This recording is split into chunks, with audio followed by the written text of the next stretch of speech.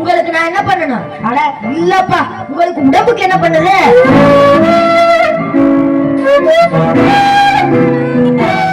என்ன கிளம்பிட்டீங்க? சொல்லுங்க, உங்களுக்கு என்ன செய்யுது? உட்காருங்க. இல்ல, டாக்டர் வைத்தியசாமின்னு போர்டு போட்டுருந்துச்சு. மனநல மருத்துவரா இல்ல பொது மருத்துவரா பார்த்துட்டு வரேன். இல்ல, நான் பைத்திய டாக்டர் இல்ல. இல்ல, நான் பைத்தியக்கார டாக்டர் இல்ல. நோ நோ நோ, நான் பைத்திய டாக்டர் இல்ல. சார், கொஞ்சம் தெளிவா சொல்லுங்க சார். நீங்க நல்ல டாக்டர் தானே? ஆமா சார். சொல்லுங்க, உங்களுக்கு உடம்புக்கு என்ன? சார், ஒரே ஒரு மோடா சாப்பிட்டேன், அது என் உடம்பையே போட்டு பாக்குது சார். வயிற்றுக்குள்ள யாரோ பானை வெடிக்க விடுற மாதிரி டம்மு டும்முங்குது சார். காதுக்குள்ள கருவடை சுத்துற மாதிரி கொய்ன்னு சத்தம் இருக்கிற மாதிரி இருக்கு சார். அப்புறம் ஒரே அரிப்பு சார். இப்படி பிடி வாசிக்கலாம் போலவே இருக்கு. ஏன் கண்டதான் வாங்கி சாப்பிடுறீங்க? இல்ல சார், நானே செஞ்சு நானே சாப்பிட்டேன், அதுதான் இப்படி ஆயிடுச்சு. ஓ அப்படியா?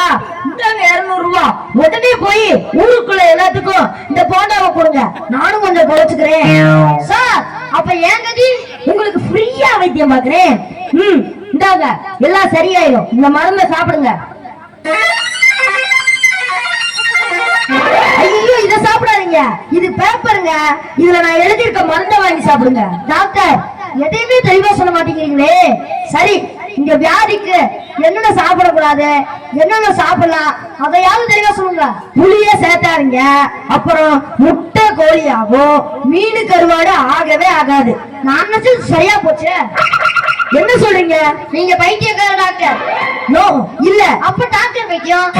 கொஞ்சம் மரியாதையா பேசுங்க. அட, என்ன மரியாதை வேண்டி கிடக்கு? முட்டை கோழி ஆகும் சொல்றீங்க, அது கரெக்ட். மீன் கருவாடு ஆகாதுன்னு சொல்றீங்க, மீன் காஞ்சா கருவாடு ஆயிருமே. புளிய சேர்த்தாதீங்கிறீங்க. நான் என்ன சர்க்கஸ் கம்பெனியா வச்சிருக்கேன் புளிய சேர்த்ததுக்கு? இப்படி ஏட்டிக்கு முட்டியா பேசுனா அப்ப நீ பைத்தியம் தானே? சிஸ்டர், உடனே குளுக்கோஸ் ஆக்சிஜன் எல்லாம் எடுத்து வாங்க. இந்த ஆளுக்கு வைத்தியம் பாக்குறவங்களையும் எனக்கு ஹார்ட் அட்டாக்கே வந்துடும் போல இருக்கு. சார், நீங்க தயவு செய்து போய் முதல்ல போண்டா வித்துட்டு வாங்க சார்.